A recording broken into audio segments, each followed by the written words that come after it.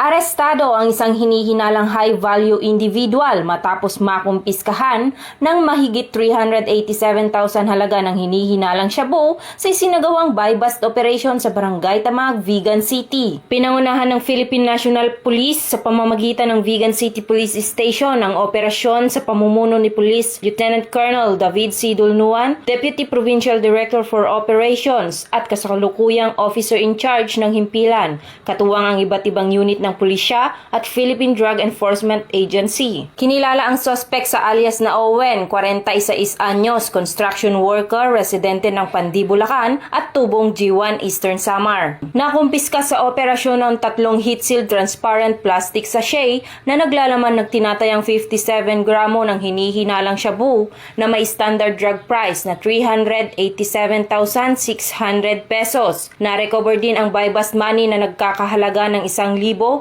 3 piraso ng budol money at isang backpack. Nahaharap ngayon ang suspect sa kasong paglabag sa Republic Act 9165. Ayon kay Police Colonel Agosto M. Asuncion, Provincial Director ng Ilocos Sur Police Provincial Office, nagpapatuloy ang mas pinaigting na kampanya ng kapulisan laban sa ilegal na droga upang mahuli ang mga high-value individuals at mabuwag ang mga sindikatong sangkot sa ilegal na kalakalan sa lalawigan. Nananawagan naman ang kapulisan sa publiko na patuloy na makiisa sa kampanya kontra ilegal na droga sa pamamagitan ng pagbibigay ng tamang impormasyon sa mga autoridad. Mula dito sa Ilocos Region, ako ang inyong PNN Correspondent, Patrolwoman Nikki Lyra Barbero, alagad ng batas, tagataguyod ng balitang pulis.